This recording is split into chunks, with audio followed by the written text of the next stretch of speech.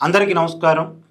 ఈ దేశంలో ఏ రాజకీయ నాయకుడు చేయని పనిని, ఏ రాజకీయ నాయకుడు చేయని సాహసాన్ని ఢిల్లీ మాజీ ముఖ్యమంత్రి ఆమ్ ఆద్మీ పార్టీ అధినేత కేజ్రీవాల్ చేస్తున్నారు.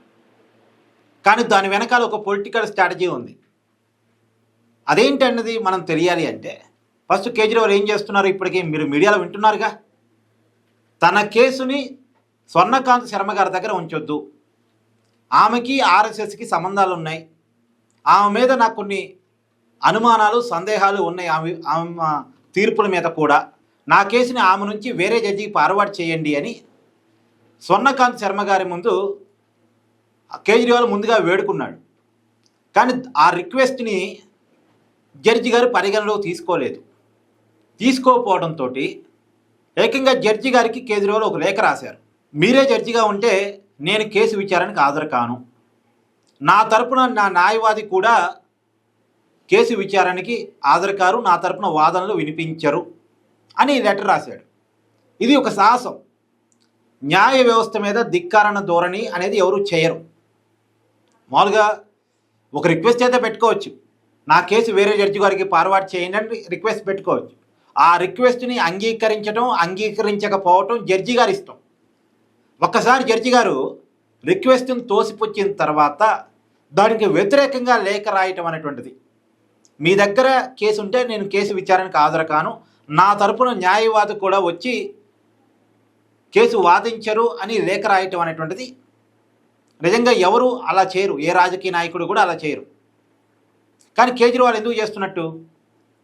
నిజానికి జడ్జి గారు దీన్ని కోర్టు ధిక్కరణ కిందకి తీసుకుంటే కేజ్రీవాల్ మీద కేసు అవుతుంది, కేజ్రీవాల్ జైలుకి పోయే ప్రమాదం కూడా ఉంటుంది. ఇది కేజ్రీవాల్ తెలీదా? తెలుసు. ఇది కోర్టు ధిక్కరణ కిందకి వెళ్ళే అవకాశం ఉంటుందని తెలుసు. తన అరెస్టు కావచ్చు అని జడ్జి గారు భావిస్తేనే, కోర్టు ధిక్కరణ కింద జడ్జి గారు భావిస్తే కేజ్రీవాల్ అరెస్ట్ అయ్యి జైలుకి వెళ్ళొచ్చు అనేది కేజ్రీవాల్ తెలుసు. తెలియనంత చిన్నోడు కాదుగా, తెలిసి మరి ఎందుకు చేస్తున్నాడు? దాని వెనకాల పొలిటికల్ స్ట్రాటజీ ఉంది.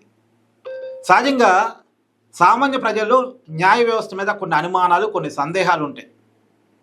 న్యాయ వ్యవస్థలో న్యాయం దొరకటం లేదు. సామాన్యుడికి ఒక న్యాయం, పెద్దవాళ్ళకు ఒక న్యాయం, డబ్బులు ఉన్నవాడికి ఒక న్యాయం, డబ్బు లేనివాడికి ఒక న్యాయం. అంటే పెద్ద వాళ్ళు చాలా కేసులను తప్పించుకున్నారు. అసలు ఆ కేసులో ఏమవుతుందో కూడా ఎవరికి తెలియదు. ఎగ్జాంపుల్, జగన్మోహన్ రెడ్డి గారి కేసుల్లో ఏమవుతుందో ఎవరికి తెలుసు? 2010-11 నుంచి సిబిఐ ఈడీ కేసులు ఉన్నాయి. ఆ కేసులు ఎందుకు జాప్యం అవుతున్నాయి? ఆంధ్రప్రదేశ్ ప్రజల్లో పెద్ద అనుమానం. కాకపోతే డైరెక్ట్గా న్యాయ వ్యవస్థను ఎవరు క్వశ్చన్ చేయలేరు. క్వశ్చన్ చేసే పరిస్థితి ఉండదు మన దేశంలో. ఏ వ్యవస్థనైనా క్వశ్చన్ చేయొచ్చు, ఏ వ్యక్తినైనా క్వశ్చన్ చేయొచ్చు. న్యాయ వ్యవస్థని, న్యాయమూర్తుల్ని క్వశ్చన్ చేయడానికి మన దేశంలో హక్కు లేదు. ఈ విషయంలో కోర్టు కూడా చాలా సీరియస్గా ఉంటాయి వాళ్ళని క్వశ్చన్ చేస్తే. ఎగ్జాంపుల్, 8వ తరగతి పాఠంలో ఒక లెసన్లో మన న్యాయ వ్యవస్థలో ఉన్న లోపాలని చెప్పినందుకు గాను ఆ లెసన్నే కదా, ఆ బుక్నే, ఆ ప్రింటింగ్ అంతా రద్దు చేసి కొత్త పుస్తకాలు ప్రింట్ చేసి ఇవ్వమన్నది కోర్టు.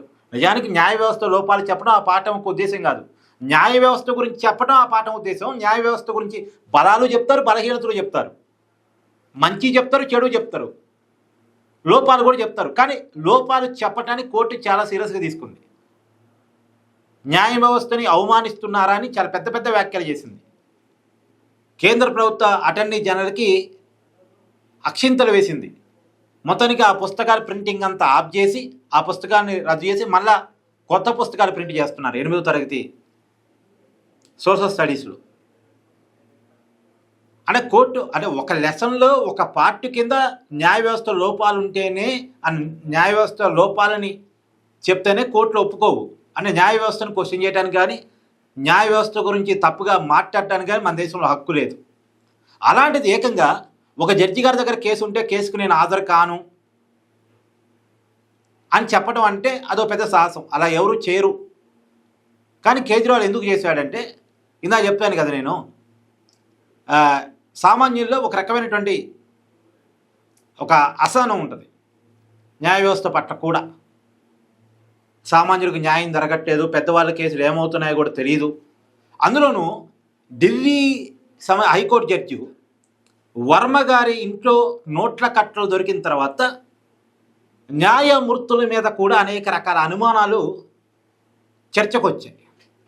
వీటన్నిటి నేపథ్యంలో జంజీ యూత్లో ఈ న్యాయ వ్యవస్థ మీద కొంత అసహనం ఉంది అన్న విషయాన్ని కేజ్రీవాల్ గుర్తించాడు, గమనించాడు. దాన్ని తన వైపుకు ర్యాలీ చేసుకోవటానికి న్యాయ వ్యవస్థ మీద నేను న్యాయ పోరాటం చేస్తున్నానని చెప్పుకోవటం కోసం కేజ్రీవాల్ ఈ పని చేశాడు. న్యాయ వ్యవస్థ మీద న్యాయ పోరాటం చేస్తున్నానని చెప్పుకోవడం కోసం ఈ పని చేసినట్టుగా నాకు కనిపిస్తుంది అంతే. నా అభిప్రాయం అంత, అనుమానం. అయితే ఇక్కడ వెరీ క్లియర్గా చెప్పారు. కేజ్రీవాల్ గత చరిత్ర కూడా ఒకసారి చూడండి.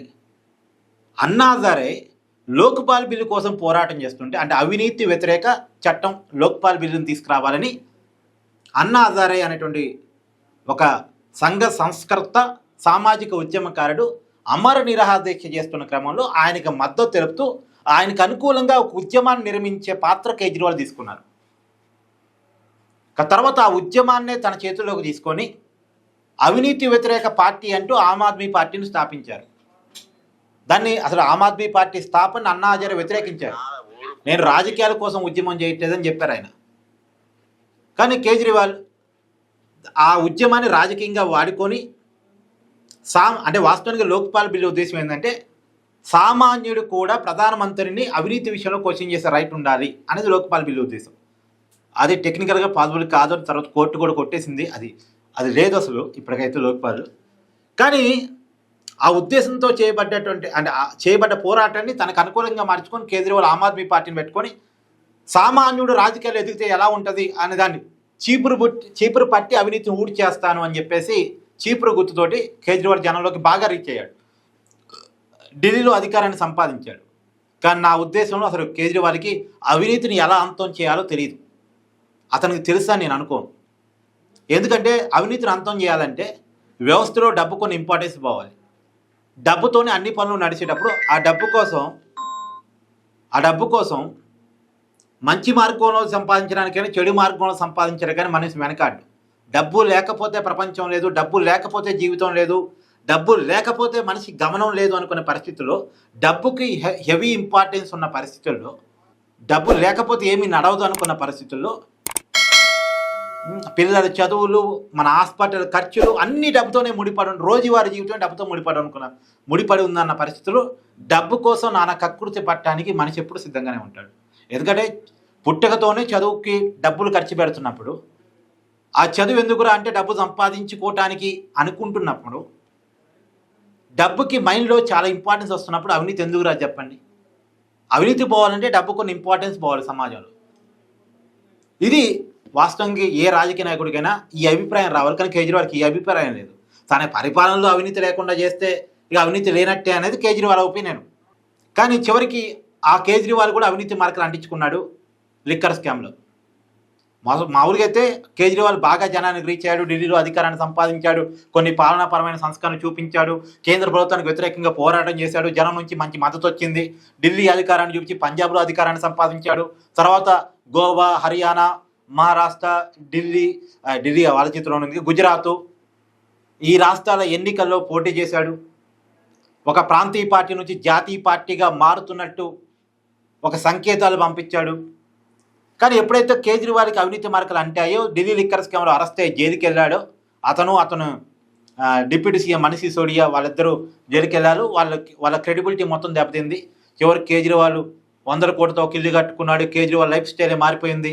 ఒకప్పుడు చినిగిన ప్యాంట్ వేసుకొని జనంలోకి వచ్చి నేను కామన్ మెన్ని అని చెప్పిన కేజ్రీవాల్కి అలా కామన్ మెన్గా లేడు, కాస్ట్లీ మెన్గా మారాడు అనే ఆరోపణల చేత కేజ్రీవాల్ అనేక ఆరోపణలు ఎదుర్కోబడి ఢిల్లీ అధికారాన్ని కోల్పోయాడు. స్వయంగా ఎమ్మెల్యేగా కూడా ఓడిపోయాడు. ఇప్పుడు మళ్ళీ తన పొలిటికల్ కెరీర్ని బిల్డ్ చేసుకోవాలి. చాలా లాస్ అయ్యాడు. సరే, ఢిల్లీ లిక్కర్ స్కామ్లో మన నిర్దోషిగా ప్రకటించబడ్డ తర్వాత మళ్ళీ కొద్దిగా ఊపు వచ్చింది అతను, కొంత క్రెడిబిలిటీ సంపాదించుకోవడానికి అవకాశం వచ్చింది. ఈ అవకాశాన్ని ఉపయోగించుకుంటూ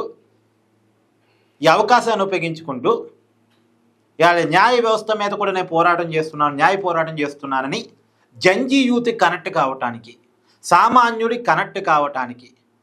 ఇప్పుడు సామాన్యుడు కోర్టు కేసు అంటే కొన్ని సంవత్సరాలు పట్టింది, న్యాయం జరిగిద్దో లేదో గ్యారంటీ లేని పరిస్థితి. సో కాబట్టి సామాన్యుడికి న్యాయ వ్యవస్థ మీద కొన్ని అనుమానాలు ఉంటాయి కాబట్టి, సందేహాలు ఉంటాయి కాబట్టి, వాటిని ఎన్కాష్ చేసుకుంటూ వాళ్ళందరినీ తన వెనకాలకి ర్యాలీ చేసుకోవటానికి కేజ్రీవాల్ ఈ పాయింట్ ఉపయోగించుకుంటున్నాడు. ఇప్పుడు కేజ్రీవాల్ అనుకునేది ఏంది, మహా అంటే అరెస్ట్ చేస్తారు, జైల్లో పెడతారు, దానివల్ల నాకే సానుభూతి వస్తుంది అనుకుంటున్నాడు. దానికోసం కేజ్రీవాల్ చేస్తున్న ప్రయత్నం అని నాకు అనిపిస్తుంది. అయ్యో, ఇదొక అనుమానం. మీ అభిప్రాయాన్ని కూడా కామెంట్ చేయండి. Thank you.